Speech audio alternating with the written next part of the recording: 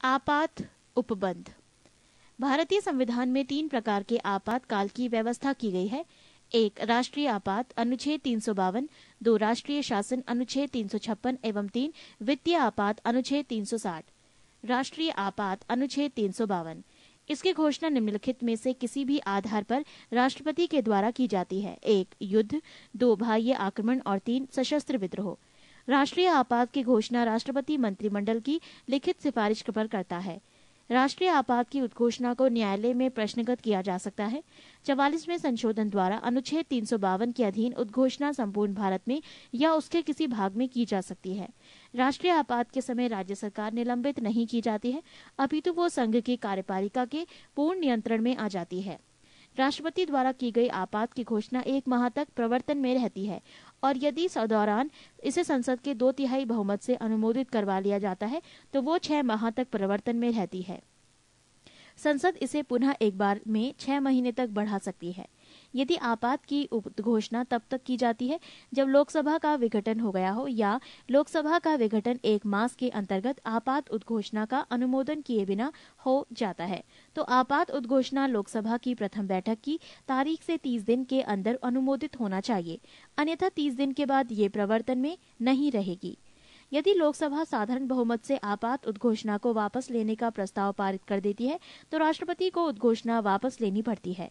आपात उद्घोषणा पर विचार करने के लिए लोकसभा का विशेष अधिवेशन तब आहूत किया जा सकता है जब लोकसभा की कुल सदस्य संख्या के 1/10 सदस्यों द्वारा लिखित सूचना लोकसभा अध्यक्ष को जब सत्र चल रहा हो या राष्ट्रपति को जब सत्र नहीं चल रहा हो दी जाती है।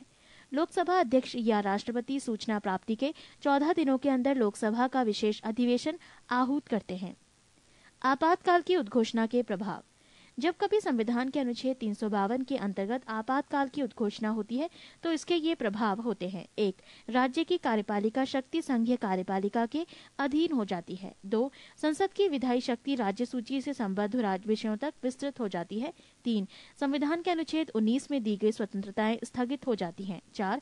राष्ट्रपति को यह अधिकार प्राप्त हो जाता है कि संविधान के अनुच्छेद 20 से 21 में उल्लिखित अधिकारों के क्रियान्वयन के लिए न्यायपालिका की शरण लेने के अधिकार को स्थगित कर दे। पृष्ठ 223। अनुच्छेद 352 के अधीन बाह्य आक्रमण के आधार पर आपात की प्रथम घोषणा चीनी आक्रमण के समय 26 अक्टूबर 1962 ईस्वी को की गई थी। ये उद्घोषणा 10 जनवरी 1968 ईस्वी को वापस ले ली गई।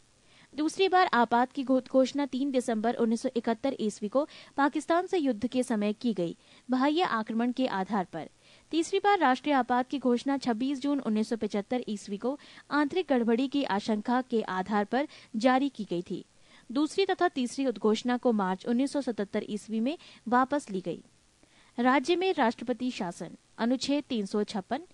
अनुच्छेद 356 के अधीन राष्ट्रपति किसी राज्य में ये समाधान हो जाने पर कि राज्य में संवैधानिक तंत्र विफल हो गया है अथवा राज्य संघ की कार्यपालिका के किन्हीं निर्देशों का अनुपालन करने में असमर्थ रहता है तो आपात स्थिति की घोषणा कर सकता है। राज्य में आपात की घोषणा के बाद संघ न्यायिक कार्य छोड़कर राज्य प्रशासन के कार्य अपने हाथ में ले लेता है। राज्य में आपात उद्घोषणा की अवधि 2 मास होती है। इससे अधिक के लिए संसद से अनुमति लेनी होती है, तब ये 6 मास की होती है। अधिकतम 3 वर्ष तक ये एक राज्य के प्रवर्तन में रह सकती है। इससे अधिक के लिए संविधान में संशोधन करना पड़ता है। सर्वप्रथम पंजाब राज्य में अनुच्छेद 356 का प्रयोग किया गया है। 1951 ईस्वी में भार्गव मंत्रिमंडल के पतन का कारण। सर्वाधिक समय तक अनुच्छेद 356 का प्रयोग पंजाब राज्य ही में रहा, 11/5/1987 ईस्वी से 25/2/1992 ईस्वी तक। वित्तीय आपात। अनुच्छेद 360। अनुच्छेद 360 के तहत वित्तीय आपात की उद्घोषणा राष्ट्रपति द्वारा तब की जाती है जब उसे विश्वास हो जाए कि ऐसी स्थिति विद्यमान है जिसके कारण भारत के वित्तीय स्थायित्व या साख को खतरा है। वित्तीय आपात की उद्घोषणा को 2 महीनों के भीतर संसद के दोनों सदनों के सम्मुख रचना तथा उनकी स्वीकृति प्राप्त करना आवश्यक है। वित्तीय आपात की घोषणा उस समय की जाती है जब लोकसभा विघटित हो तो 2 महीने के भीतर राज्यसभा की स्वीकृति मिलने के उपरांत वो आगे भी लागू रहेगी, किंतु नवनिर्वाचित लोकसभा द्वारा उसकी प्रथम बैठक के आरंभ से 30 दिन के भीतर ऐसी उद्घोषणा की स्वीकृति आवश्यक है। राष्ट्रपति वित्तीय आपात की घोषणा को किसी समय वापस ले सकता है। शपथ एवं त्यागपत्र। पद राष्ट्रपति, शपथ मुख्य न्यायाधीश, त्यागपत्र उपराष्ट्रपति। पद उपराष्ट्रपति, शपथ राष्ट्रपति, त्यागपत्र राष्ट्रपति। राज्यपाल, शपथ राज्य उच्च न्यायालय के मुख्य न्यायाधीश, त्यागपत्र राष्ट्रपति। मुख्य न्यायाधीश, शपथ राष्ट्रपति, त्यागपत्र राष्ट्रपति। प्रधानमंत्री, शपथ राष्ट्रपति, त्यागपत्र राष्ट्रपति। लोकसभा अध्यक्ष शपथ नहीं लेता है, त्यागपत्र उपाध्यक्ष। वित्तीय आपात का प्रभाव। 1. उच्चतम न्यायालय, उच्च न्यायालय के न्यायाधीशों और संघ तथा राज्य सरकारों के अधिकारियों के वेतन में कमी की जा सकती है। 2. राष्ट्रपति आर्थिक दृष्टि से किसी भी राज्य सरकार को निर्देश दे सकता है। 3. राष्ट्रपति को यह अधिकार प्राप्त हो जाता है कि वो राज्य सरकारों को ये निर्देश दें कि राज्य के समस्त वित्त विधेयक उसकी स्वीकृति से विधानसभा में प्रस्तुत किए जाएं। 4.